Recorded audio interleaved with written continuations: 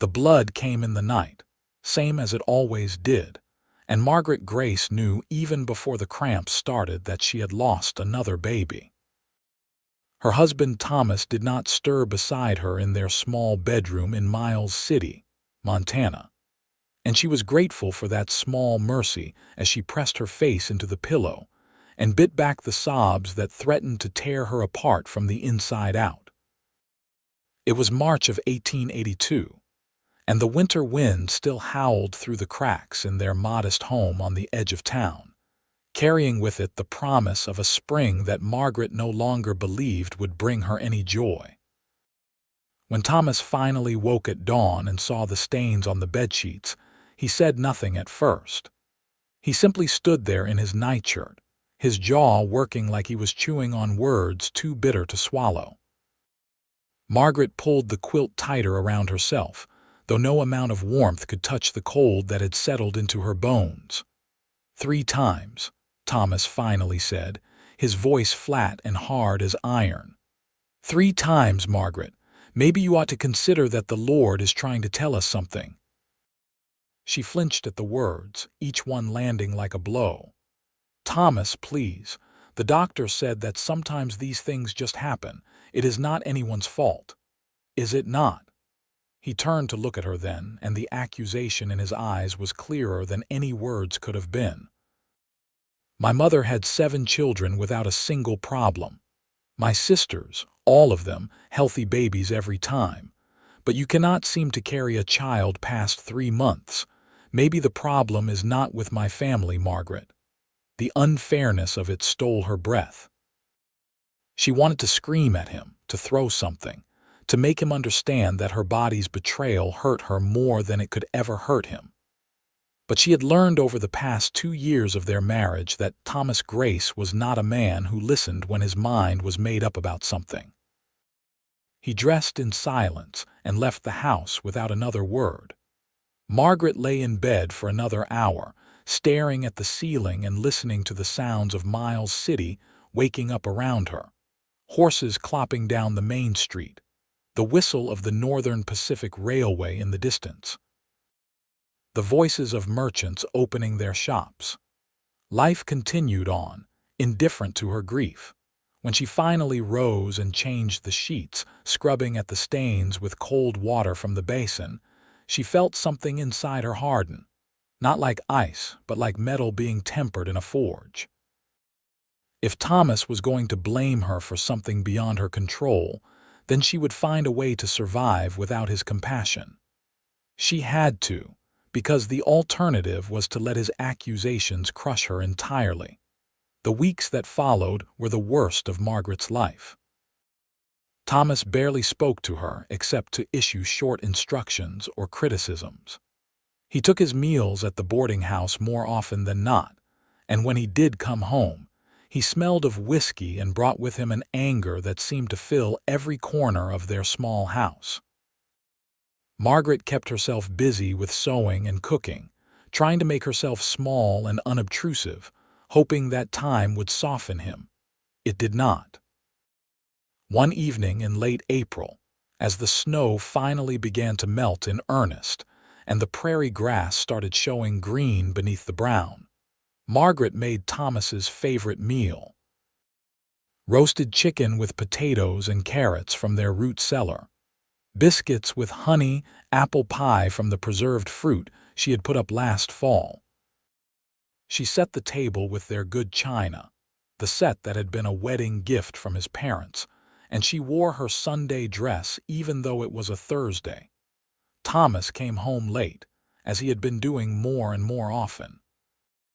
When he saw the spread on the table, something flickered across his face that might have been guilt or regret. But then his expression hardened again, and he sat down without a word of thanks or acknowledgement. Margaret served him and then sat across the table, her own plate mostly empty because her appetite had vanished weeks ago. She watched him eat, searching for any sign of the man she had married. The man who had courted her with wildflowers and sweet words, who had promised to build her a good life here in Montana territory, who had made her believe that love could be enough. "Thomas," she said quietly, "I have been thinking that perhaps we could go see that new doctor in Billings. The one who studied back east. Maybe he could help us understand why this keeps happening." Thomas set down his fork with enough force to make the china rattle. "Why?" "So he can tell us what we already know, that you are defective." The word hung in the air between them like poison. Margaret felt her eyes burn with tears, but she refused to let them fall. "That is a cruel thing to say." "Is it cruel to speak the truth?" Thomas pushed his chair back from the table. "I married you because I thought you would give me a family, a home full of children. But all you have given me is disappointment and empty rooms." "I did not choose this," Margaret said, and her voice was steady even though everything inside her was shaking. "I wanted those babies as much as you did. More, perhaps, because I was the one who carried them.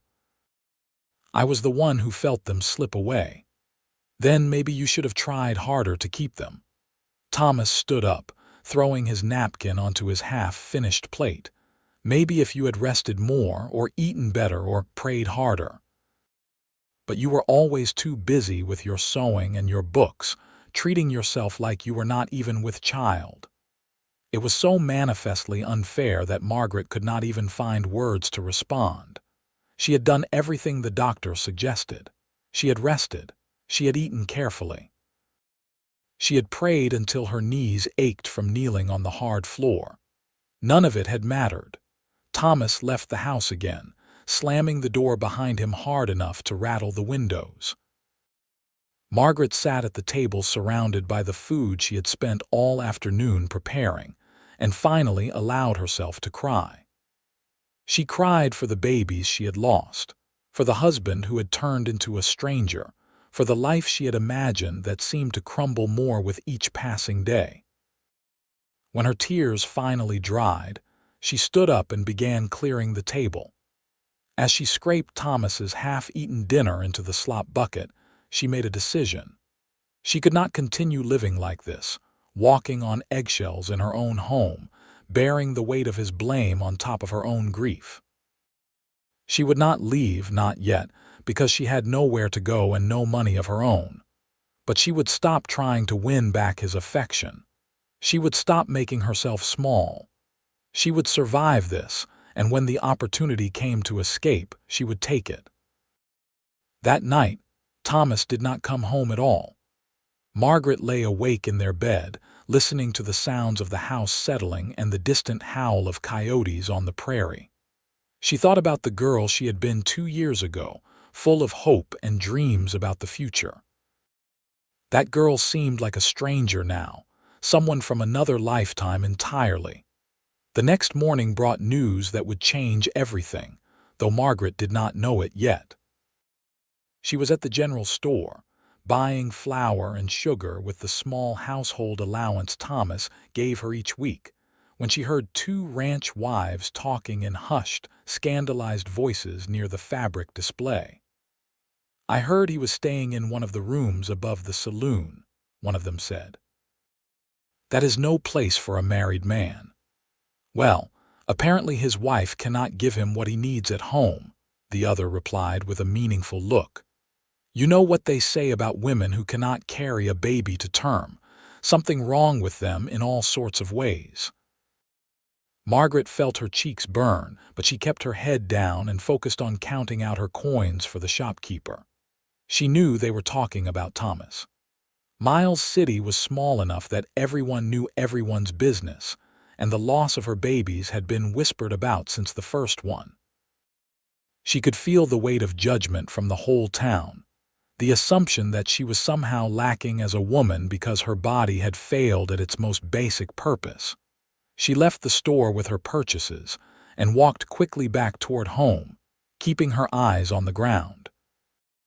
But as she passed the saloon, she could not help glancing up at the windows on the second floor.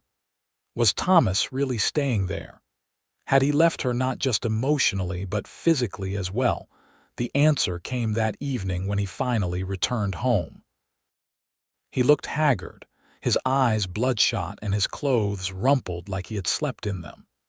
He did not meet her gaze as he went to the bedroom and began pulling clothes from the wardrobe and stuffing them into his traveling bag. "What are you doing?"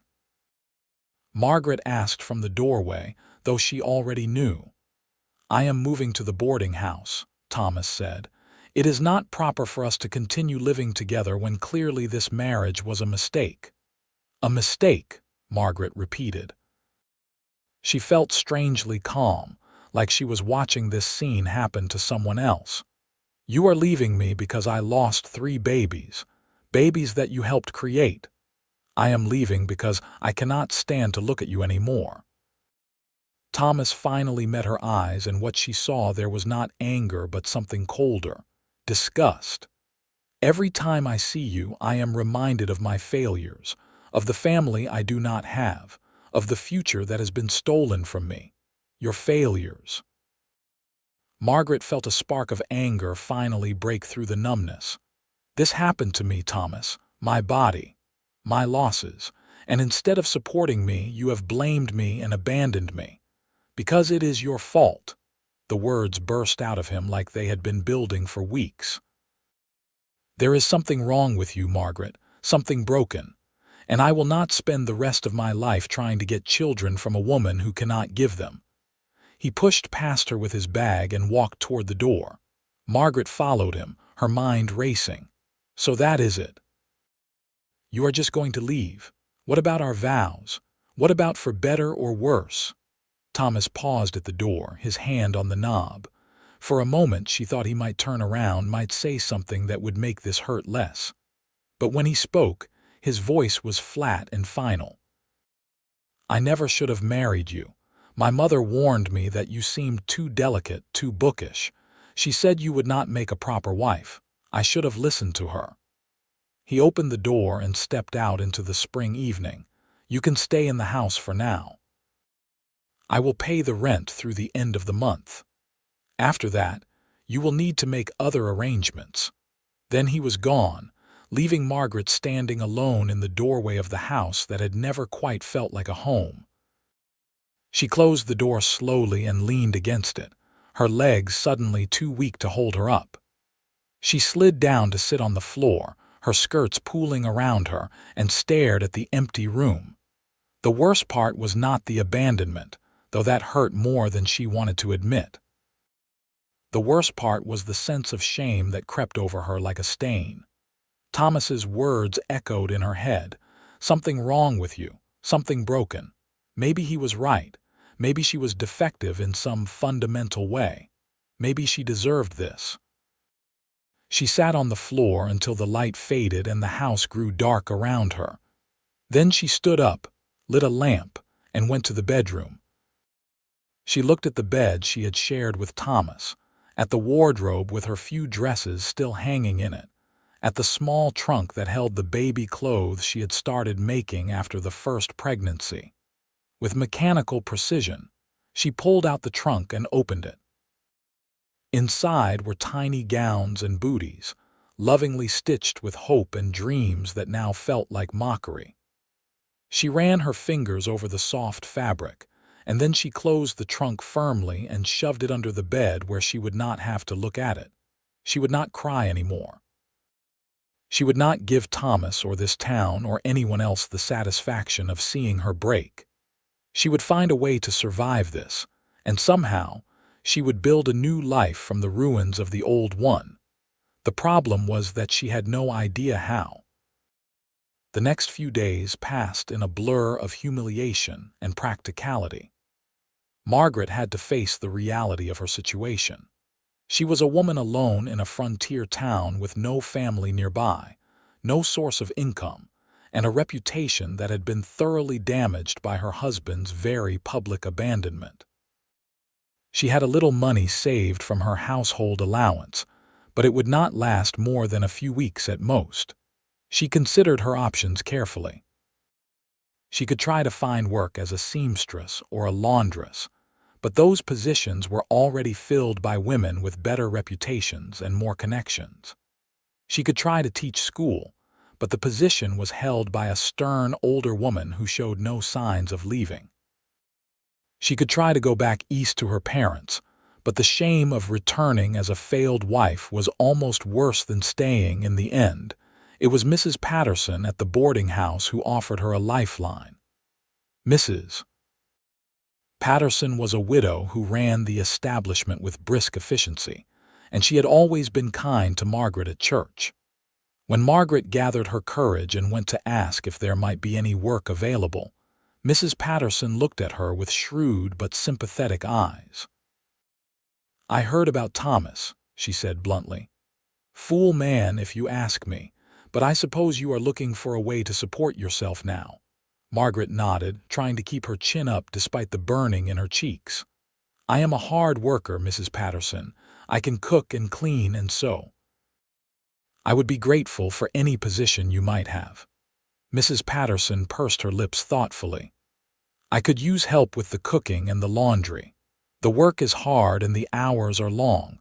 I can offer you room and board and a small wage. It is not much, but it would keep you fed and housed." "I accept," Margaret said immediately, relief washing over her like cool water. "When would you like me to start? Tomorrow morning, I suppose. You can move your things into the small room at the back. It is not fancy, but it is clean and warm." Mrs.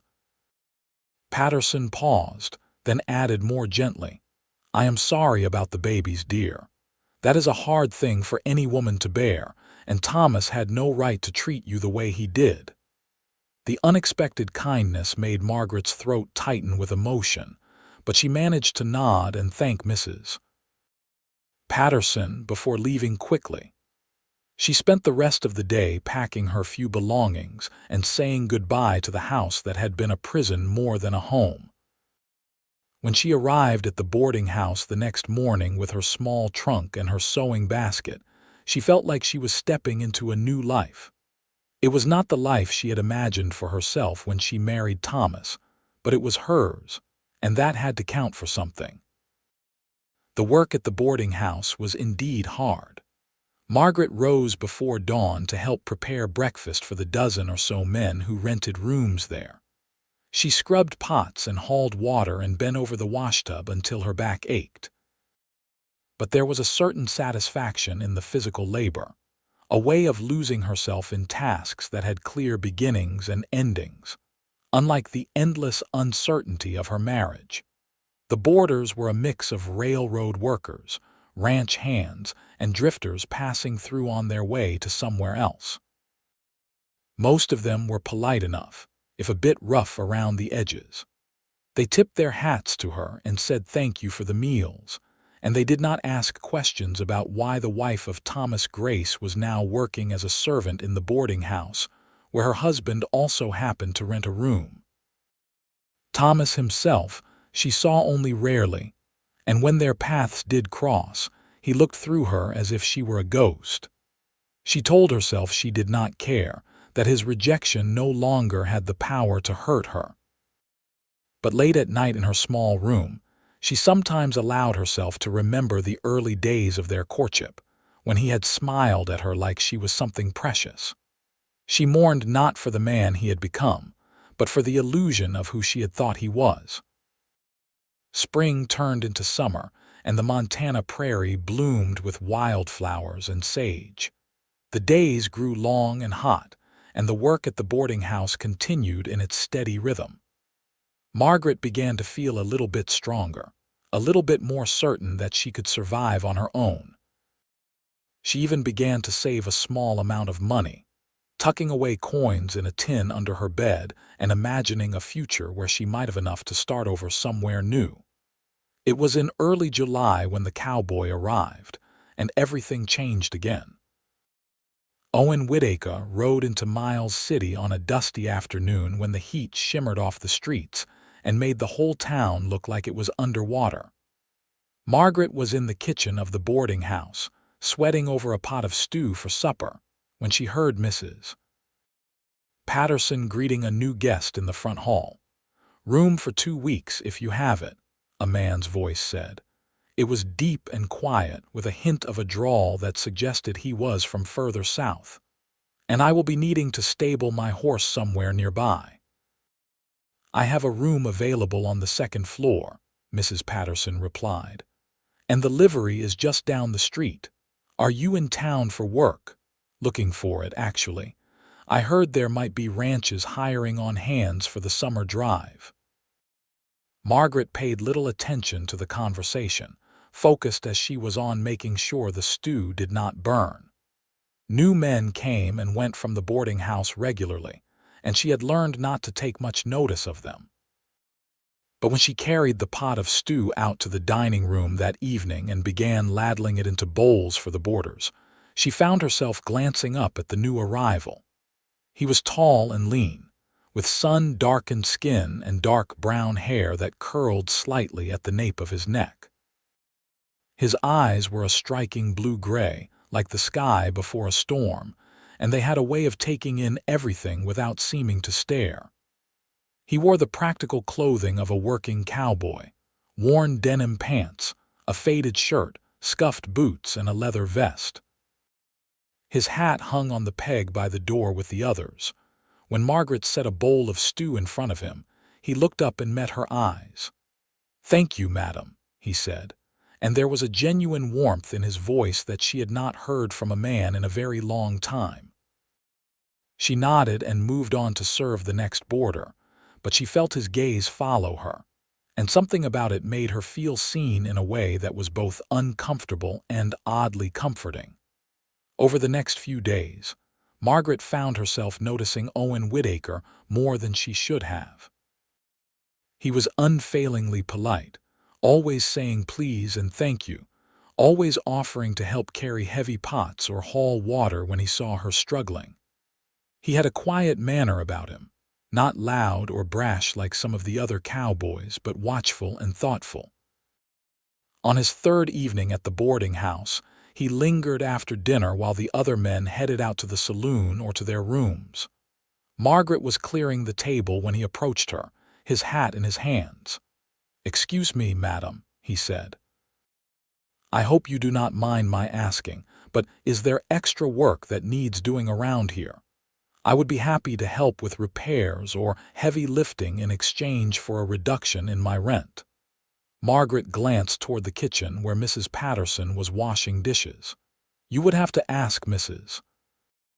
Patterson about that, but I am sure she would appreciate the help. The porch steps need mending, and there is a leak in the roof over the back room." Owen nodded, then hesitated. "If you do not mind my saying so, you look like you could use some help with those water buckets." "That is heavy work for anyone, let alone." He trailed off, seeming to realize that finishing that sentence might be improper. Margaret felt a flush creep up her neck. "I manage just fine, thank you." "I am sure you do," Owen said quickly. "I did not mean to suggest otherwise. I just thought if you would like the help, I am here and I am strong enough to lift things." There was no condescension in his voice, no judgment, just a simple offer of assistance. Margaret found herself softening slightly. "That is kind of you. If Mrs. Patterson approves, I would not refuse the help." Owen smiled, and it transformed his whole face, making him look younger and less careworn. "I will go ask her now, then." He headed toward the kitchen, and Margaret watched him go, feeling strangely unsettled.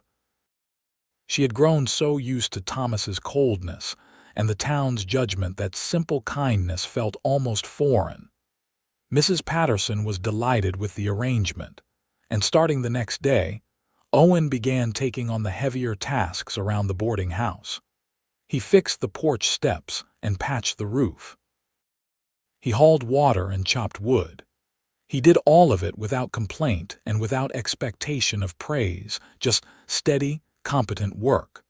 Margaret found herself relaxing around him in a way she had not relaxed around anyone since her losses. He did not ask intrusive questions or make assumptions about her life. He simply treated her like a person worthy of respect, and that was more valuable than gold. One evening in late July, after the dinner dishes had been washed and put away and the other boarders had dispersed, Margaret stepped out onto the back porch to get some air. The sun was setting over the prairie, painting the sky in shades of orange and pink, and the heat of the day was finally beginning to ease. She found Owen sitting on the newly repaired steps, his long legs stretched out in front of him. He had a piece of wood in his hands and a small knife, and he was whittling with the easy skill of long practice. "I hope I am not disturbing you," Margaret said, suddenly feeling awkward about intruding on his solitude. Owen looked up and smiled. "Not at all. I would welcome the company, if you are of a mind to sit for a spell." Margaret hesitated, then carefully sat down on the step above him, leaving a proper distance between them. For a while, they sat in comfortable silence, watching the sun sink lower and listening to the sounds of the town settling in for the night. "What are you making?" Margaret finally asked, nodding toward the wood in his hands. Owen held it up so she could see. It was beginning to take the shape of a small bird, delicate and precise. "Just something to keep my hands busy. I learned to whittle from my grandfather when I was a boy. He said idle hands lead to idle thoughts, and idle thoughts lead to trouble." Margaret smiled slightly. "That sounds like wise advice." He was a wise man. Owen went back to his carving, his hands moving with practiced ease. "He raised me after my parents died of fever when I was 8, taught me everything I know about horses and cattle and living on the land." "Is he still alive?" Margaret asked. Owen shook his head. "He passed about 5 years ago. That is when I started drifting, I suppose. Without him, the ranch did not feel like home anymore. My older brother inherited it, and he made it clear he did not need my help running it. So I have been moving from place to place ever since, hiring on where I can and moving on when the work dries up." There was a wistfulness in his voice that Margaret understood all too well. "That sounds lonely."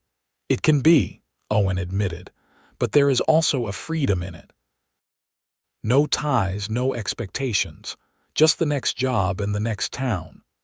He paused, then added, "What about you? Have you been in Miles City long?" Margaret tensed, waiting for the inevitable questions about Thomas, about the babies, about why she was working as a servant instead of living as a proper married woman. But Owen just waited patiently, his attention still mostly on his carving, giving her the space to answer or not as she chose. "About 2 years," she said finally. "I came here when I married. My husband is—" She faltered, not sure how to explain. "We are no longer together." Owen nodded slowly but did not press for details. "I am sorry. That must be difficult." The simple acknowledgement without judgment or curiosity made something loosen in Margaret's chest. "It is," she said quietly, "but I am managing." "You are more than managing," Owen said, and there was genuine respect in his voice. "You are surviving. That takes a particular kind of strength." Margaret felt tears prick at her eyes, and she blinked them back fiercely. She had not realized how much she needed to hear something like that, to have someone recognize that simply continuing to exist in the face of everything that had happened required courage. They sat together as the last light faded from the sky and the stars began to appear, and for the first time in months, Margaret felt a small flicker of something that might have been hope. Over the following weeks, Margaret and Owen fell into an easy friendship. They talked while working together in the kitchen or on the porch in the evenings. Owen told her stories about the places he had been and the things he had seen. Margaret found herself sharing things she had not talked about in years: her love of reading, her childhood in Ohio, her dreams of seeing the ocean someday. She was careful not to talk about the babies or Thomas, and Owen never asked. But sometimes she caught him watching her with a thoughtful expression, like he was trying to solve a puzzle. She wondered what he saw when he looked at her: a broken woman, a mystery, or just another person trying to make her way in a hard world. In mid-August, Owen came back to the boarding house one evening with good news. He had been hired on at the Rocking W Ranch, about 10 miles outside of town. It was steady work for the rest of the summer and into the fall, with the possibility of staying on through winter if he proved himself. "That is wonderful," Margaret said, and she meant it, even though the thought of him leaving the boarding house left her feeling strangely bereft. "You must be pleased." "I am," Owen said. "It is good to have steady work lined up, but I will miss this place." He hesitated, then added, "I will miss our evening talks." Margaret felt her cheeks warm. "I will miss them too." "I will still be in town most Saturdays," Owen said.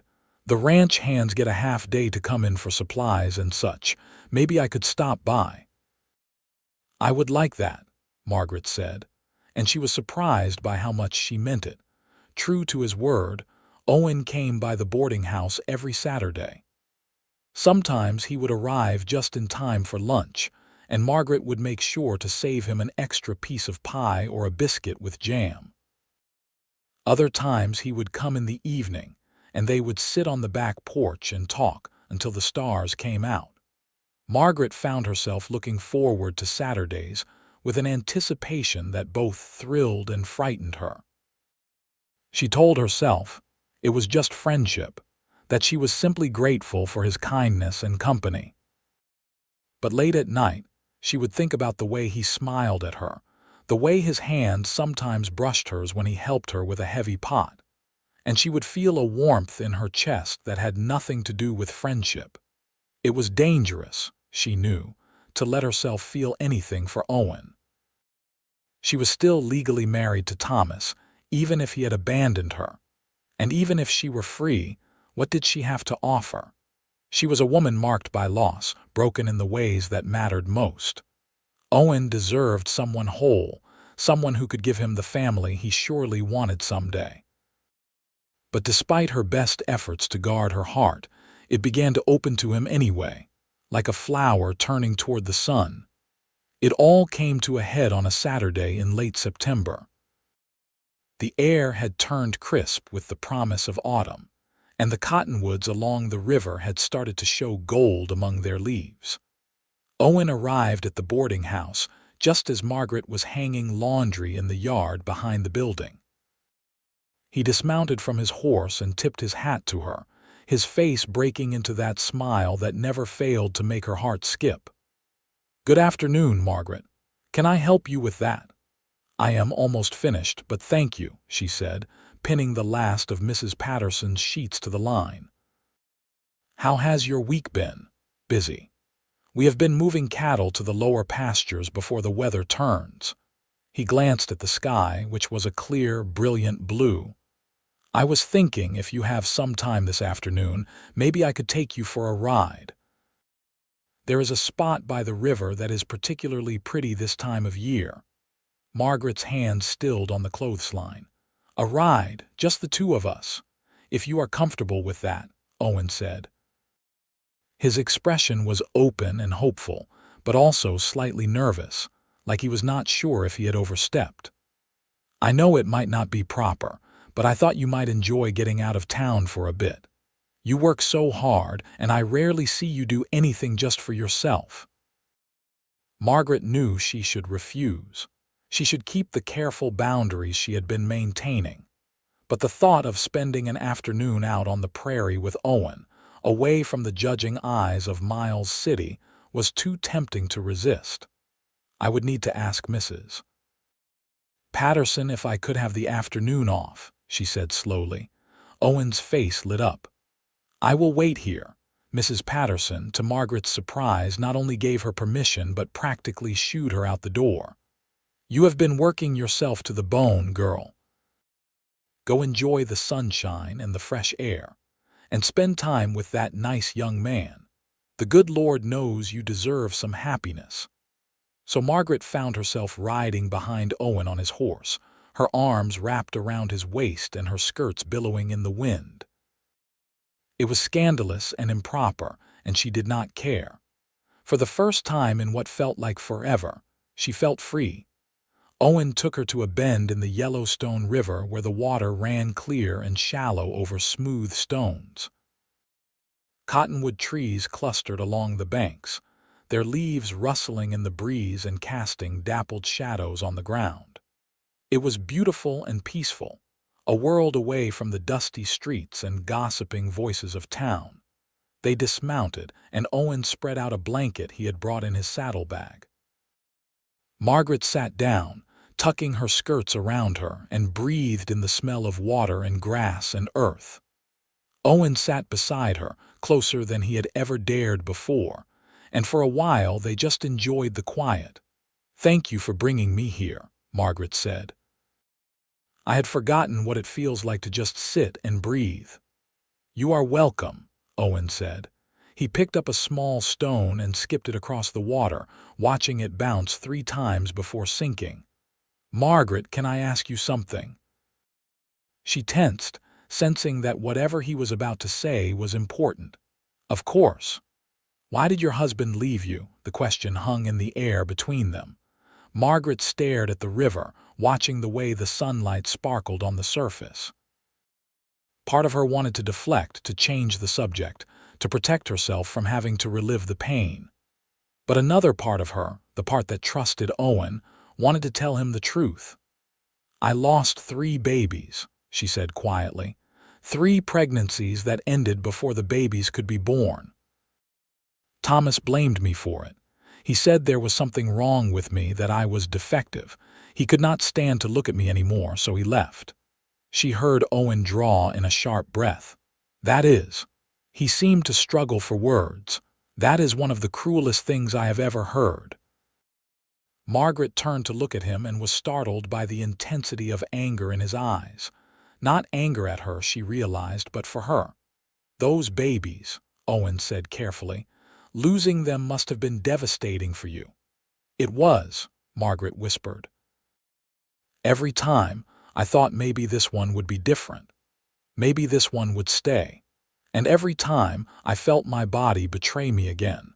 And then to have Thomas blame me for it, to make me feel like I had failed at the most basic thing a woman is supposed to do." She broke off, her throat tight with unshed tears. Owen reached out and took her hand, folding it gently between both of his. "Listen to me, Margaret. There is nothing wrong with you, nothing broken or defective. Sometimes terrible things happen and they are not anyone's fault. They just are. And for your husband to abandon you when you needed support the most, to make you carry the blame for something beyond your control, that speaks to his character, not yours." "You do not know that," Margaret said, but her voice wavered. "Maybe there is something wrong with me. Maybe I cannot carry a baby because I am not meant to be a mother. Or maybe," Owen said firmly, "you have just had terrible luck and a husband who was too much of a coward to stand by you through hard times. That does not make you defective. It makes him a fool." The conviction in his voice shook something loose in Margaret. She had spent so many months believing Thomas's words, internalizing his blame, accepting that she was somehow less than a whole woman.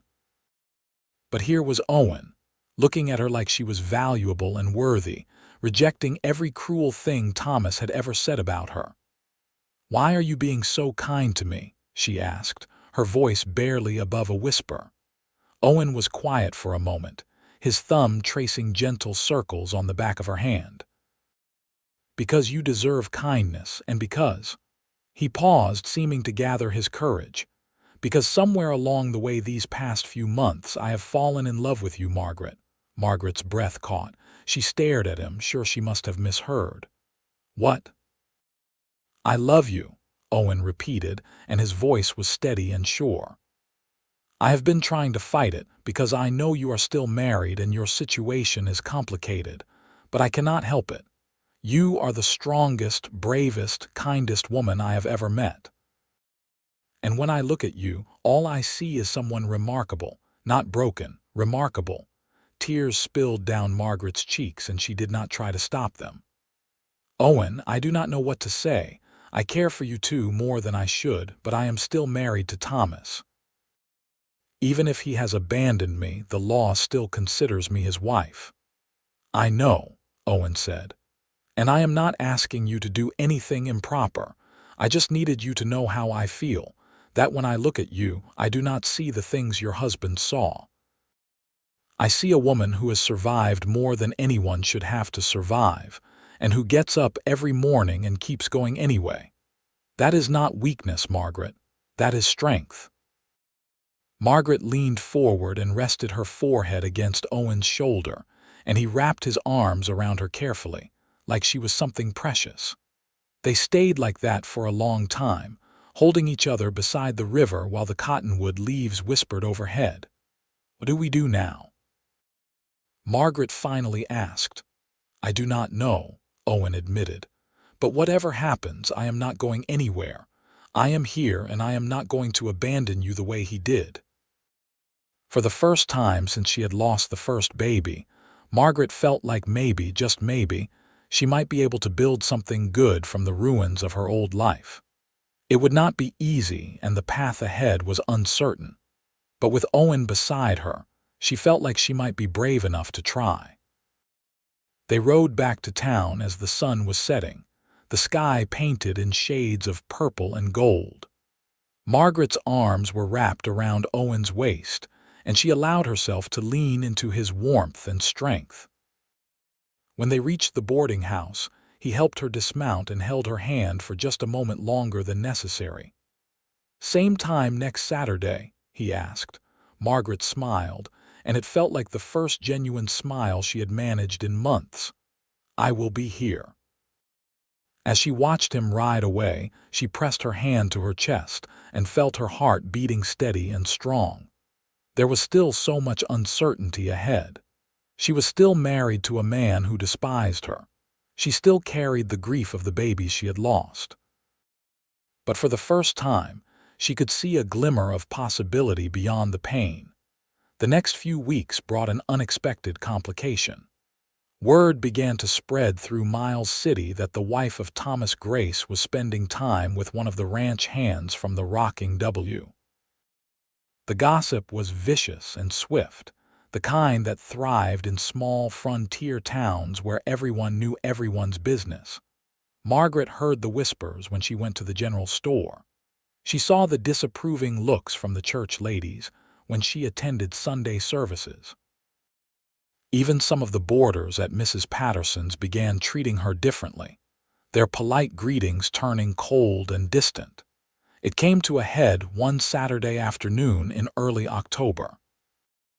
Owen had just arrived at the boarding house, and Margaret was about to step outside to greet him when Thomas appeared on the porch, his face mottled with rage. "You shameless woman," he spat. "It is not enough that you failed as a wife. Now you are parading your affair around town for everyone to see." Margaret stopped in her tracks, her heart pounding. She had not spoken directly to Thomas since he had moved out months ago. Seeing him now, she was struck by how much anger he still carried, how he seemed to feed on his bitterness. "I am not having an affair," Margaret said, trying to keep her voice steady. "Owen is my friend, that is all. Friend." Thomas laughed, a harsh, ugly sound. "Is that what you call it when you go riding off alone with a man, when you look at him the way you look at him?" "Everyone in town is talking about it, Margaret. You are making me a laughingstock." "You made yourself a laughingstock when you abandoned your wife," Owen said quietly. He had dismounted and now stood at the base of the porch steps, his posture relaxed but his eyes hard. "You do not get to control her life anymore, Grace." Thomas turned on him. "Stay out of this, Cowboy. This is between me and my wife." "She stopped being your wife in any real sense the day you threw her out," Owen said. "And if you had any decency at all, you would let her go officially so she could move on with her life." "Let her go." Thomas descended the steps, getting right in Owen's face. "So she can run off with you, so you can have my property." "Property," Margaret gasped. "Is that what I am to you?" "Property? By law, yes," Thomas said, turning back to her. "You are my wife, which means you and everything you have belongs to me, and I will not let you humiliate me by taking up with some drifting cowhand." "Then divorce me," Margaret heard herself say. The words came out strong and clear, surprising her as much as Thomas. "If you find me so shameful, if you cannot stand the sight of me, then divorce me and let us both move on." Thomas stared at her like she had slapped him. "Divorce? Do you have any idea what that would do to my reputation? To my standing in this community? Your standing?" Margaret felt a wild laugh bubble up in her throat. "You left me, Thomas. You told me I was defective. You made me believe I was worthless. But you are worried about your standing." "I left because you could not give me children," Thomas said. "That is grounds for the marriage to be annulled, if anything. But I am not going to give you a divorce so you can go off and play house with this cowboy." "Then what do you want?" Margaret demanded. "You do not want to be married to me, but you will not set me free." "What exactly am I supposed to do?" "You are supposed to conduct yourself with some dignity," Thomas said. "You are supposed to stop throwing yourself at the first man who shows you attention. You are supposed to remember that you are a married woman, even if you have failed at everything else." The words struck like physical blows, each one designed to hurt. Margaret felt her hard-won confidence crumbling, the old shame and self-doubt creeping back in. Maybe Thomas was right. Maybe she was pathetic for clinging to Owen's kindness. Maybe she was fooling herself thinking she deserved happiness. But then Owen stepped between her and Thomas, his presence solid and protective. "That is enough," he said, and there was steel in his voice that Margaret had never heard before. "You do not get to talk to her like that anymore. You gave up that right when you abandoned her. And who are you to tell me what I can and cannot do?" Thomas shoved Owen's shoulder, trying to provoke a fight. "You are nothing. A drifter with no prospects and no future. What could you possibly offer her?" "Respect," Owen said simply. "Something you clearly never learned to give." Thomas swung at him then, his fist arcing toward Owen's face. But Owen had clearly been in his share of fights. He ducked the blow easily and stepped back, refusing to be drawn into violence. "Walk away, Grace," Owen said, "before this gets worse." "You are going to regret this," Thomas said, but he was already backing down, his bluster fading in the face of Owen's calm determination. He pointed a finger at Margaret. "You are still my wife, and I will make sure everyone in this town knows what kind of woman you are." He stormed off, disappearing around the corner of the boarding house. Margaret stood frozen on the porch, shaking with anger and humiliation and a dozen other emotions she could not name. Owen turned to her, his expression soft with concern. "Are you all right?" he asked. Margaret wanted to say yes, to be strong and unaffected. But instead she found herself shaking her head, tears streaming down her face. "No, I am not all right. He is right, Owen. I am still married to him, and as long as I am, there is no future for us. People will always see me as a fallen woman, and they will see you as the man who led me astray." Owen climbed the porch steps and took her hands in his. "I do not care what people think, and you should not either. We know the truth. We know there is nothing improper between us, even if we wish there could be more." "But he will never give me a divorce," Margaret said desperately. "He made that very clear. He wants to punish me by keeping me tied to him even though he does not want me. So what are we supposed to do? Just keep seeing each other and letting the gossip destroy both our reputations." Owen was quiet for a moment, his jaw tight with thought. Then he said, "What if we left?" Margaret blinked. "What? What if we left Miles City?" Owen repeated. "There are other towns, other territories. Places where no one knows us or our history. We could start fresh." "But I am still married," Margaret said. "Running away does not change that." "No, but it puts distance between you and Thomas. And maybe, given enough time and space, he might be willing to agree to a divorce. Or maybe we could find a judge somewhere more sympathetic to a woman's plight. I know it is not perfect, Margaret, but staying here, where everyone judges you and Thomas can torment you, that is not sustainable either." Margaret's mind raced.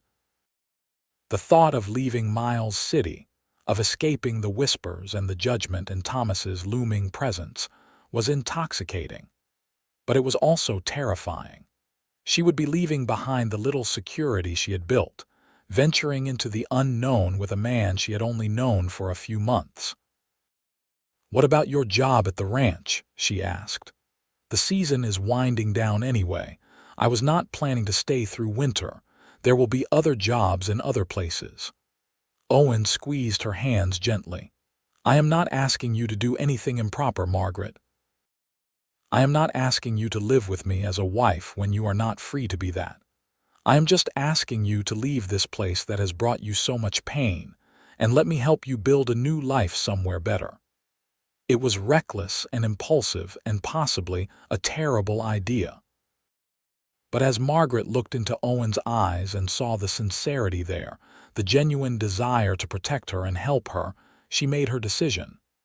"Yes," she said, "let us leave." They spent the next 2 weeks preparing in secret. Owen gave notice at the Rocking W Ranch and collected his wages.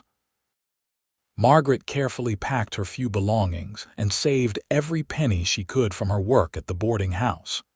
She told Mrs. Patterson her plans, and the older woman surprised her by being supportive. "That Thomas Grace never deserved you," Mrs. Patterson said firmly. "You go and make a new life for yourself, dear, and do not feel guilty about it. Sometimes running toward something better is the bravest thing you can do."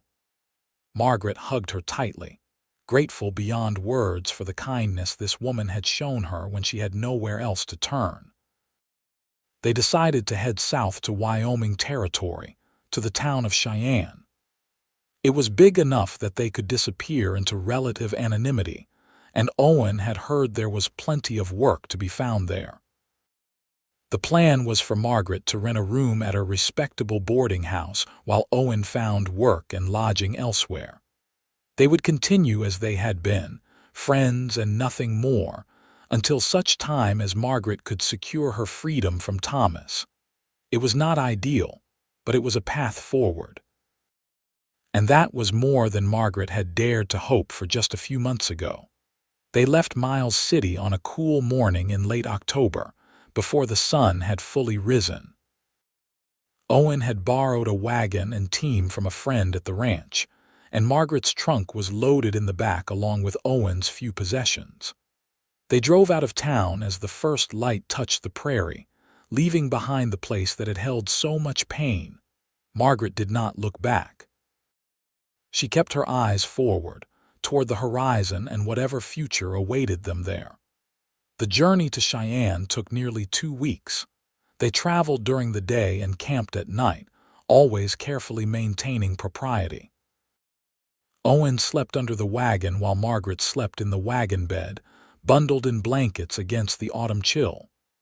They passed other travelers on the road, freight wagons and stage coaches, families heading west in search of land, cowboys driving cattle to market.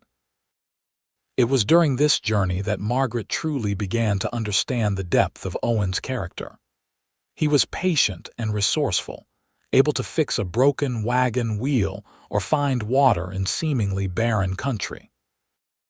He was protective without being overbearing, always making sure she was comfortable and safe, but never treating her like she was helpless. And he was good company, filling the long hours with stories and conversation that made her laugh. One evening, as they sat by their campfire and watched the stars emerge in the darkening sky, Owen whittled another of his small wooden birds while Margaret mended a tear in her skirt. "What will you do when we get to Cheyenne?" Owen asked. "I mean, besides finding a place to stay. What would you like to do with your life?" Margaret paused in her sewing, considering the question. "I have always wanted to have my own dressmaking business. I am good with a needle and I enjoy the work. Maybe I could find clients in Cheyenne, women who need custom dresses made." "That sounds perfect for you," Owen said with a smile. "You could have a little shop, build up a reputation, be your own boss." "What about you?" Margaret asked. Do you want to keep drifting from ranch to ranch, or is there something else you would like to do? Owen was quiet for a moment, his hands stilling on his carving. I have always thought I would like to have my own land someday. Nothing huge, just enough for some cattle and horses. A place that is mine, somewhere to put down roots. He glanced at her, his expression careful. Maybe someday, if things work out the way I hope, it could be ours. The implication hung in the air between them. Margaret felt her heart speed up, but she forced herself to stay practical. We have to take this one step at a time, Owen. First, I need to find a way to free myself from Thomas. Until then, we cannot make plans like that. I know, Owen said, but hope is not a bad thing to have. They arrived in Cheyenne on a gray afternoon in early November. The town was much larger than Miles City, with broad streets and brick buildings and the bustle of commerce and progress. The railroad ran through the center of town, bringing goods and people from all corners of the country. It felt anonymous in a way that was both intimidating and liberating. Owen helped Margaret find a room at a respectable boarding house run by a no-nonsense woman named Mrs. Delancey. He found work at a livery stable and took a room above the barn. They made sure to establish their separate lives, meeting only occasionally in public places so as not to fuel gossip. But Margaret found that even with the distance, she missed Owen terribly. She had grown so used to his presence, his steady support, that being without him felt like missing a limb. She threw herself into building her dressmaking business. She put up notices around town advertising her services, and slowly, clients began to come. First just simple mending jobs, but then a woman commissioned a dress for a wedding, and her satisfaction led to referrals. Within a few months, Margaret had more work than she could handle.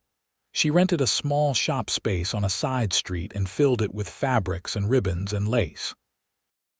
She hired a girl to help with the simpler tasks, and she lost herself in the creative work of designing and sewing beautiful garments. For the first time in her life, she felt truly independent. She was earning her own money, making her own decisions, building something that belonged only to her. Owen visited when he could, always proper and respectful, but the longing between them was obvious.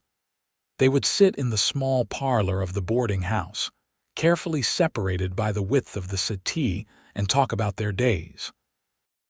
Margaret would tell him about difficult clients or a particularly challenging design, and Owen would share stories from the livery or talk about the horses he was training. It was during one of these visits in early spring of 1883 that Margaret finally broached the subject they had both been avoiding. "I wrote to a lawyer," she said quietly, "about getting a divorce from Thomas." Owen straightened, his full attention on her. "What did he say?" "He said it is possible, but difficult. I would need to prove abandonment or cruelty, and I would need Thomas to either agree or to fail to contest it.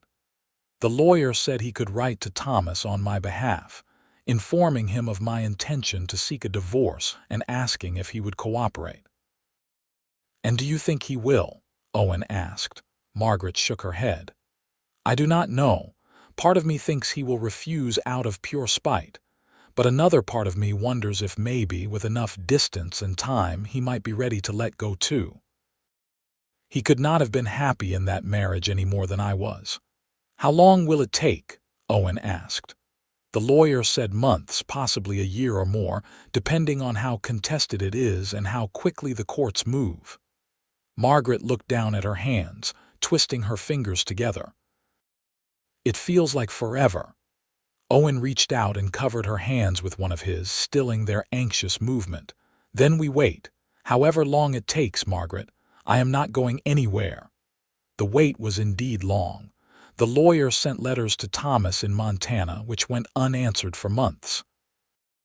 Margaret tried to be patient, tried to focus on her work and building her new life. But the uncertainty gnawed at her. What if Thomas refused forever?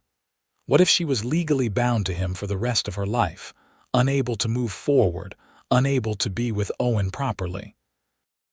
It was not until August of 1883, nearly a full year after they had left Miles City, that the lawyer finally received a response from Thomas. Margaret's hands shook as she opened the letter he forwarded to her. Thomas had agreed to the divorce. The lawyer's letter explained that Thomas had apparently remarried in Montana, believing that Margaret's abandonment gave him the right to do so. He was now eager to legitimize his new marriage, which meant he needed to formally dissolve the first one. It was not the reason Margaret had hoped for, no recognition of wrongdoing or change of heart, but the end result was the same. He would not contest the divorce. Margaret read the letter 3 times, hardly daring to believe it. Then she grabbed her shawl and ran out of the shop, leaving her assistant staring after her in confusion. She ran all the way to the livery stable, her breath coming in gasps, her heart pounding with something that felt like joy. Owen was in the barn, brushing down a horse. He looked up in alarm when Margaret burst through the door, immediately moving toward her with concern on his face. "Margaret, what is wrong?" "Nothing is wrong," she gasped, waving the letter at him. "Everything is right." "Owen," he agreed. Thomas agreed to the divorce. Owen's eyes widened, and then a slow smile spread across his face, the kind of smile that lit up his whole being. "He did?" "Yes," Margaret laughed, giddy with relief. "The lawyer says it will still take a few months for everything to be finalized, but Thomas will not fight it. I am going to be free, Owen. Actually free." Owen dropped the brush and pulled her into his arms, lifting her off her feet and spinning her around. She laughed and clung to him, feeling lighter than she had in years. When he set her down, they stood there in the barn, their arms still around each other, smiling like fools. "So in a few months," Owen said slowly, "you will be a free woman." "In a few months," Margaret agreed. "And then," Owen continued, his voice dropping to something softer and more serious, "if you were willing, I would very much like to court you properly, with flowers and walks and all the things we could not do before." "I would like that very much," Margaret said. "Though I think you have already been courting me in your way for over a year now." "Then let me do it right," Owen said. He cupped her face in his hands, his thumbs brushing her cheekbones. "Let me show you what it is like to be treasured instead of blamed. Let me prove to you that love does not have to hurt." Margaret rose on her toes and kissed him, finally allowing herself to do what she had wanted to do for so long. It was a gentle kiss, tentative and sweet, full of promise and new beginnings. When they pulled apart, both of them were smiling. "I think I already know that," Margaret said. "You have been showing me for a long time." The divorce was finalized in November of 1883. Margaret received the papers from the lawyer and held them in her hands for a long moment, staring at the legal words that officially ended her marriage to Thomas Grace. She felt no sadness, only a profound sense of relief. She was free, truly, legally free. That evening, Owen came to the boarding house with a bouquet of wildflowers he had somehow found despite the coming winter. He got down on one knee in the parlor, in front of Mrs. Delancey and the other boarders, and asked Margaret to marry him. "I do not have much to offer," he said. "No big house or fortune, but I have a good job and savings enough to start building something, and I have a heart that is completely yours if you will have it." Margaret did not even have to think about her answer. "Yes," she said, pulling him to his feet. "Yes, Owen, I will marry you." They were married in December, in a small ceremony at the church with Mrs. Delancey and a few of Margaret's clients as witnesses. Margaret wore a dress she had made herself, simple and elegant in cream-colored silk.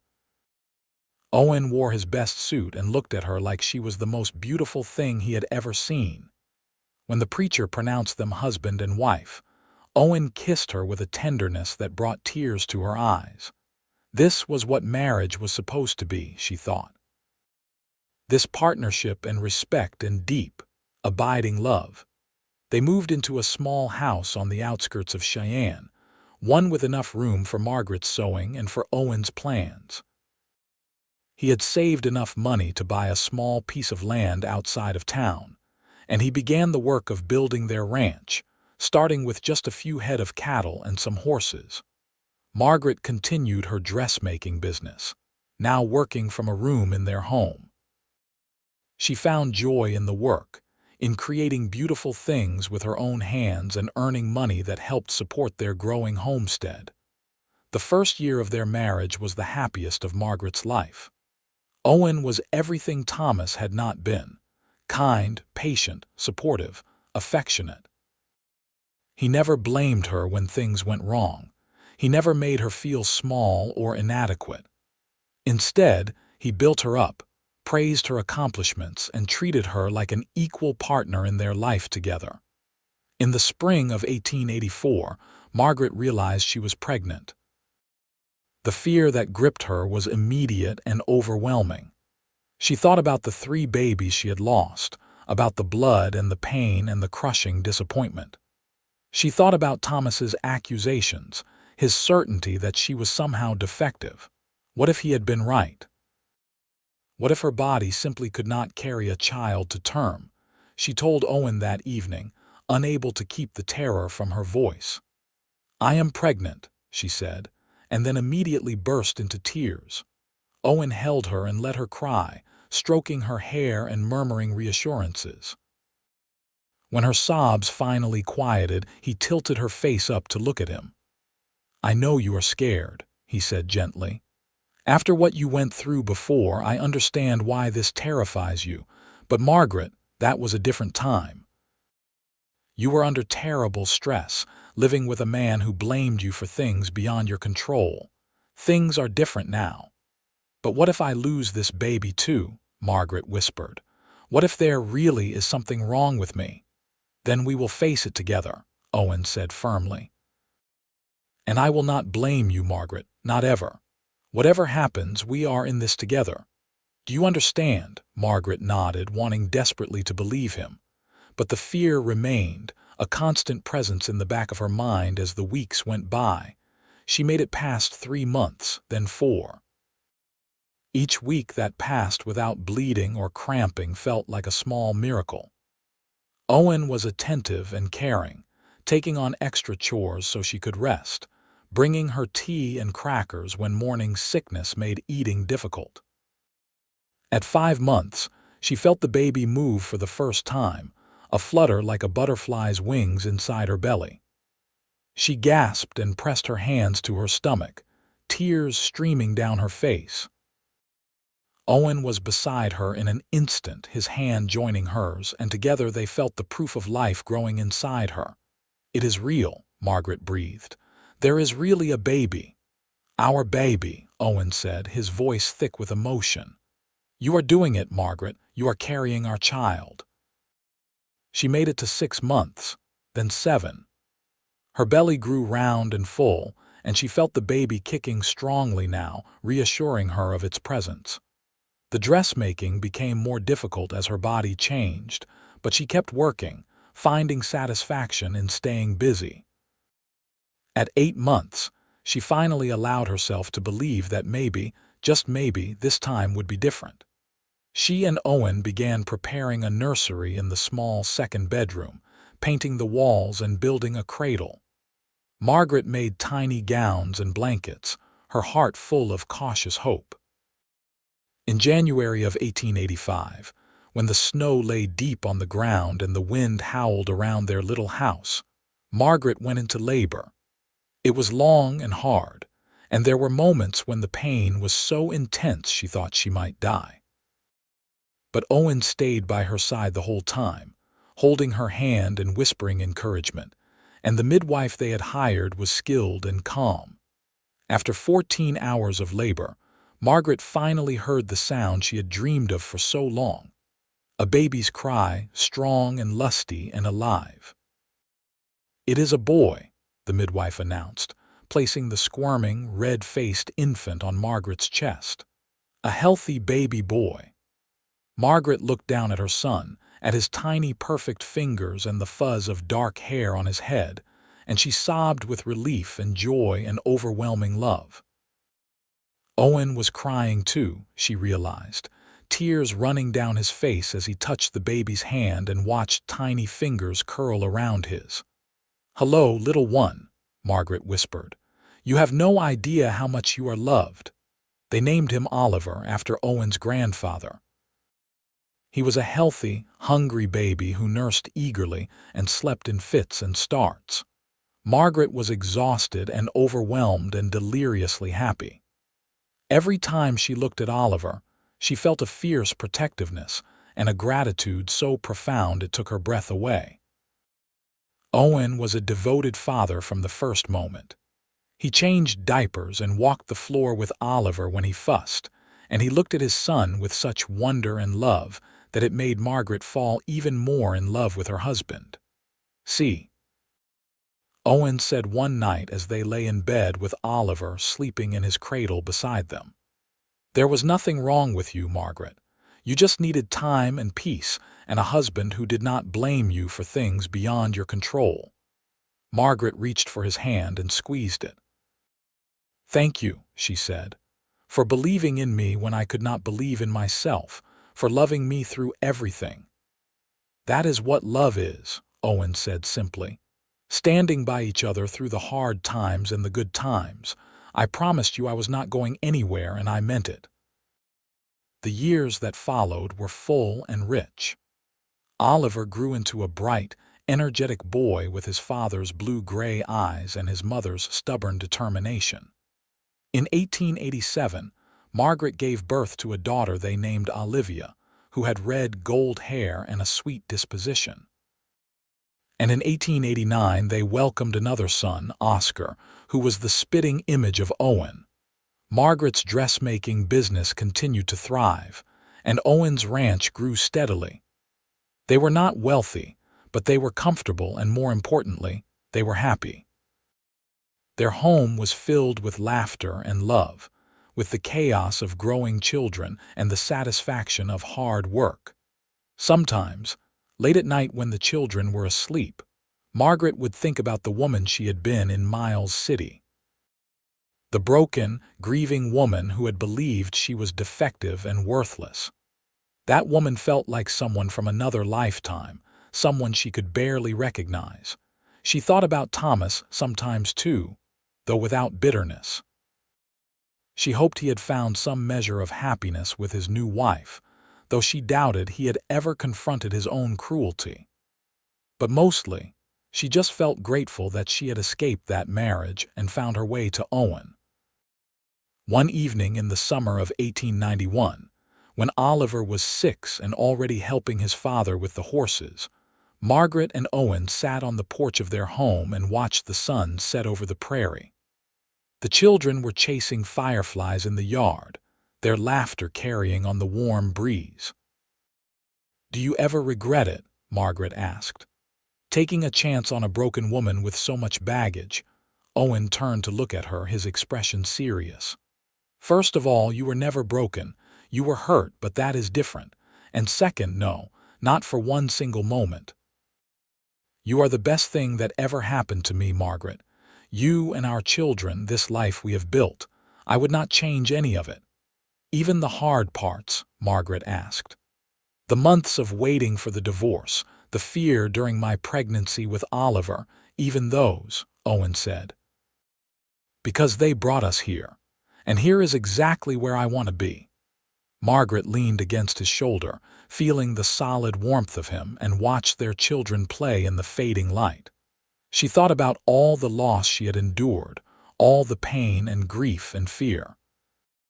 And she thought about how sometimes the worst things that happen to us can lead us to the best things, if we are brave enough to keep moving forward. She had lost 3 babies and a husband who blamed her for something beyond her control. But in losing him, she had found Owen, who blamed the man who broke her instead of blaming her for being broken. And in finding Owen, she had found herself again. She had found strength and courage and the ability to build a new life from the ashes of the old. The scars from those losses would always be with her. There would always be a part of her heart that grieved for the babies who never got to grow up. But those scars no longer defined her. They were just part of her story, woven into the fabric of who she had become. As the stars began to appear in the darkening sky and Owen called the children inside for bed, Margaret felt a deep sense of peace. Her life had not turned out anything like she had imagined when she was a young woman dreaming of the future. It had been harder and more painful than she ever anticipated, but it had also been richer and fuller and more beautiful than she had dared to hope. She had 3 healthy, happy children who filled her days with joy. She had a husband who loved and respected her, who saw her as a partner and an equal. She had work that fulfilled her and a home that was truly hers. She had survived the worst thing she could imagine, and she had come through it not broken, but stronger. Not diminished, but expanded in her capacity for love and compassion and resilience. And as she followed her family inside, listening to Oliver telling his brother and sister a fantastical story about the fireflies they had caught, Margaret knew with absolute certainty that she had found her happy ending. Not the fairy tale she had once imagined, but something better. Something real and hard-won and precious beyond measure. The past no longer had the power to hurt her. The future stretched before her, full of possibility and promise. And the present, this moment right now with her family gathered around her, was everything she had ever truly wanted. Years continued to pass in their steady rhythm. By 1895, Oliver was 11 and already showing signs of the man he would become, responsible and thoughtful and good with animals like his father. Olivia was 8 and had inherited her mother's skill with a needle, often sitting beside Margaret at the sewing table and practicing her stitches. Oscar, at 6, was the wild one, full of energy and mischief and boundless curiosity about the world around him. The ranch had grown considerably. Owen now had a substantial herd of cattle and had gained a reputation throughout the region as a skilled horse trainer. He employed several ranch hands, and their little homestead had become a proper working ranch. Margaret's dressmaking business had also expanded. She now had 2 assistants working for her, and women came from all over Cheyenne and the surrounding areas to commission her designs. They had built a larger house to accommodate their growing family, one with proper bedrooms for each child and a spacious workroom for Margaret's sewing. It was a beautiful home, filled with light and warmth and the evidence of their life together. Photographs on the walls, toys scattered in corners, books stacked on shelves. One afternoon in September, as Margaret was fitting a dress for a client, Owen came into her workroom with an unusual expression on his face. He held a letter in his hand, and something about the way he carried it made Margaret's stomach tighten with apprehension. "What is it?" she asked, excusing herself from the client and moving to join her husband in the corner of the room. "A letter from Miles City," Owen said quietly. "From Mrs. Patterson at the boarding house." Margaret's breath caught. She had not thought about Miles City in years, had not heard from anyone there since she and Owen had left over a decade ago. "What does she say?" Owen handed her the letter, and Margaret read it quickly. Mrs. Patterson wrote that she hoped the letter would find Margaret well. She wanted Margaret to know that Thomas Grace had died the previous month. He had been thrown from a horse and broke his neck, dying instantly. His second wife had asked Mrs. Patterson if she knew how to contact Thomas's first wife, as there was apparently some property that needed to be settled. Margaret stared at the letter, trying to process the information. Thomas was dead. The man who had blamed her, who had broken her spirit and abandoned her in her darkest hour, was gone from the world. She waited for some feeling to emerge. Relief, sadness, vindication, something. But all she felt was a distant sense of closure, like the final page of a book she had stopped reading years ago. "How do you feel?" Owen asked gently, studying her face. "I do not know," Margaret admitted. "It seems unreal. He was such a force in my life for so long, and now he is just gone." "But I do not feel grief, Owen. Is that terrible of me?" "No," Owen said firmly. "You do not owe him your grief. He did not earn it." Margaret folded the letter carefully. "Mrs. Patterson says his wife wants to settle property matters. I suppose there might be something from our marriage that technically still belongs to me. We can write back and sort out whatever needs sorting," Owen said. "But Margaret, you do not have to go back there. You do not have to face any of that again if you do not want to." Margaret thought about it for a long moment. Then she shook her head. "No, I do not need to go back. Whatever property there might be is not worth the trip. The only things I took from that marriage were hard lessons, and those I have already learned. Miles City is part of my past, but it is not part of my present or my future." Owen pulled her into his arms, and she leaned against him, grateful as always for his solid presence. "You are an extraordinary woman, you know that," he murmured into her hair. Margaret smiled against his chest. "I am just a woman who learned to survive and then learned to thrive. And I had an extraordinary man beside me who made it possible." That evening, after the children were in bed, Margaret and Owen sat together on their porch and watched the stars emerge. Margaret told him about her life in Miles City, things she had never spoken of in detail before. The loneliness of those early months after the first miscarriage. The way Thomas's blame had made her feel like she was disappearing, becoming smaller and smaller until she was barely there at all. The moment she had decided to survive instead of just endure, Owen listened without interrupting, his hand holding hers. When she finished, he was quiet for a moment before speaking. "I wish I could have saved you sooner," he said. "I wish I could have spared you all of that pain. But then I would not be who I am now," Margaret pointed out. "I would not have learned my own strength. I would not appreciate what we have built together the way I do. The pain shaped me, Owen, even though I would never wish it on anyone. It made me capable of the happiness I have now." "I suppose that is true," Owen acknowledged. "But I am still glad I found you when I did. And I am glad I was able to show you that not all men are like Thomas Grace." "You did more than show me," Margaret said. "You taught me what love is supposed to look like. Partnership and respect and standing by each other. You gave me back myself, Owen. You and our children, this life we have built. You gave me everything."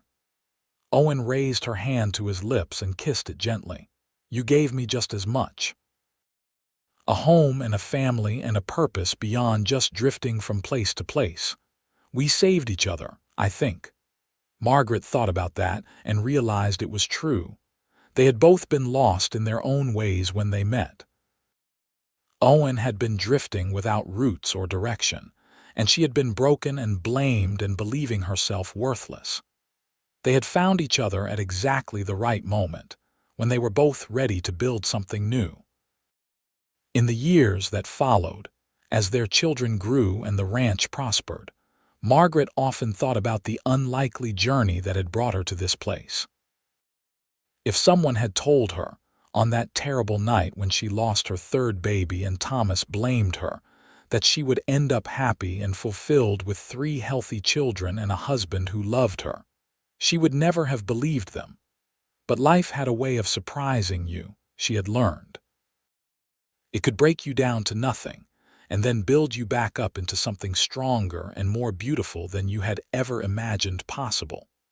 Oliver grew into a fine young man who took over more and more of the ranch work from his father. Olivia became an accomplished seamstress in her own right, eventually taking over Margaret's business when Margaret decided to retire. Oscar, true to his wild nature as a child, became an explorer of sorts, traveling throughout the West and sending back letters full of adventure and discovery. Margaret and Owen grew older together, their hair turning silver and their steps slowing, but their love remaining constant. They became grandparents, delighting in the next generation of Whittaker children who filled their home with noise and laughter. On their 20th wedding anniversary in 1903, Owen surprised Margaret with a gift. It was a wooden box he had carved himself, inlaid with beautiful patterns. Inside the box were 20 small wooden birds, one for each year of their marriage, each one unique and carefully crafted. "I have been making one every year," Owen explained as Margaret examined each delicate carving with wonder. "To remind us both that beautiful things can come from difficult times, that hope can take flight even when everything seems dark." Margaret looked at the birds, each one representing a year of their life together, and she felt tears slip down her cheeks. Happy tears, the kind that came from a heart too full to contain all the love and gratitude inside it. "Thank you," she whispered, "for every year, every moment. For seeing me when I could not see myself, for loving me when I thought I was unlovable." "That was easy," Owen said, pulling her close. "You were always worth loving, Margaret, always." As she stood in her husband's embrace, surrounded by the evidence of the life they had built together, Margaret thought about the girl she had been and the woman she had become. She thought about loss and survival and the unexpected paths that lead us to where we are meant to be. She had lost 3 babies, and her first husband had blamed her, making her believe she was broken beyond repair. But Owen had looked at her situation differently. He had blamed the man who broke her, not the woman who had been broken. And in doing so, he had helped her see that she was never truly broken at all, just hurt, just grieving, just human. And from that understanding, from that compassion and love, she had been able to rebuild herself into something whole and strong and beautiful. She had been able to create a family, to raise children who were healthy and happy, to build a business and a home and a life worth living. The scars remained, as scars always do. There were still moments when she thought about the babies she had lost, when she wondered who they might have become. But those moments no longer defined her. They were part of her story, yes, but only part. The larger story was one of resilience and love and second chances. It was a story that proved that sometimes the worst things that happen to us can lead us to the best things, if we are brave enough to keep going. If we are lucky enough to find people who see our worth, even when we cannot see it ourselves. If we are willing to believe that we deserve happiness and fight for it when it seems impossible. Margaret had been that brave.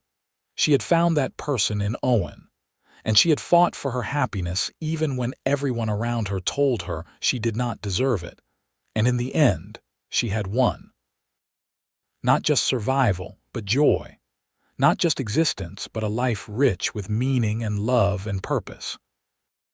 As the sun set on their anniversary evening, painting the Wyoming sky in shades of gold and crimson, Margaret held her husband's hand and watched their grandchildren play in the yard where their own children had once played.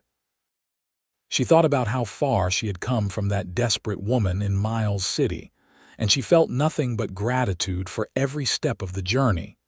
The past had shaped her, but it no longer haunted her. The future stretched ahead, full of promise and possibility. And the present, this perfect moment right now, was everything she had ever needed it to be. She had survived. She had loved. She had created a family and a legacy that would continue long after she was gone. And she had learned the most important lesson of all, that we are not defined by what happens to us, but by how we respond to it. By whether we choose to let the hard things destroy us or transform us. Margaret had chosen transformation, and in doing so, she had found not just happiness, but peace. The kind of deep, abiding peace that comes from knowing you have lived your life with courage and love, that you have overcome the obstacles in your path and emerged stronger on the other side. As darkness fell and the stars appeared, Owen suggested they go inside where it was warm. But Margaret wanted to stay a little longer, to savor this moment of perfect contentment. So they sat together on their porch, the way they had done countless times over the years, and watched the night settle over their ranch. And Margaret thought, with a certainty that filled her entire being, that she had finally found her home. Not a place, but a feeling. Not a destination, but a journey shared with someone who loved her completely and unconditionally. She had been broken once, so thoroughly that she thought she would never be whole again. But Owen had helped her gather the pieces and put them back together, not into what she had been before, but into something new and stronger. He had shown her that broken things, when mended with love and care, often become more beautiful than they were originally. And as she sat beside him under the vast Montana sky, surrounded by the evidence of their love and their life together, Margaret knew that she had lived her own happily ever after. Not the fairy tale version, but something better, something real and earned and infinitely precious. The journey from that broken woman in Miles City to this fulfilled woman in Cheyenne had been long and difficult, but every step had been worth it. Every tear, every moment of doubt, every hard decision had led her here, to this place of peace and joy and love. And that, she thought as Owen squeezed her hand and smiled at her in the darkness, was the greatest gift of all. Not a life without pain, but a life where the pain had meaning, where the struggles led to growth, where the endings made way for new beginnings. She had found her second chance, her fresh start, her true love. And she had learned that sometimes the most important thing we can do is simply refuse to give up, to keep moving forward even when the path is unclear, to believe in the possibility of happiness even when it seems impossible. Because it was not impossible, she was living proof of that. And as she finally allowed Owen to lead her inside to the warmth and light of their home, Margaret carried with her the certainty that love, real love, could heal even the deepest wounds and build something beautiful from the ruins of what came before. Her story had started with loss and blame and heartbreak, but it had ended with joy and love and a family that filled her life with meaning. And that, Margaret knew, was the best ending she could have ever hoped for. The old wounds had healed, leaving only faint scars that reminded her of how far she had come. The new life she had built stood strong and solid, a testament to her courage and Owen's unwavering support. And the future promised more good days, more love, more moments of simple contentment that made all the struggles worthwhile. As Margaret climbed into bed beside her husband that night, their 20th anniversary celebrated and cherished, she whispered a prayer of gratitude for the life she had been given, for the hard times that had made her strong, for the love that had saved her, for the family that had redeemed her greatest losses. And then, wrapped in Owen's arms and surrounded by the peace of their home, Margaret drifted off to sleep with a smile on her face and a heart full of joy. She had everything she needed. She had survived, and more than that, she had thrived. Her happy ending was not just an ending at all, but a continuation, a promise that every day going forward would be another opportunity to love and be loved, to build and create and cherish what she had. The story that had begun in such darkness had found its way to the light. And Margaret Whittaker, formerly Grace, once broken but now whole, lived the rest of her days in the warmth of that light, grateful beyond measure for the cowboy who had blamed the man who broke her instead of blaming her for being broken. He had given her the greatest gift imaginable, the chance to see herself as she truly was, not defective, not worthless, but strong and capable and deserving of love, and she had taken that gift and built a life that honored it, a life that proved him right in every way that mattered. She was not defined by her losses but by her resilience, not by what she had lost but by what she had found. And what she had found was everything,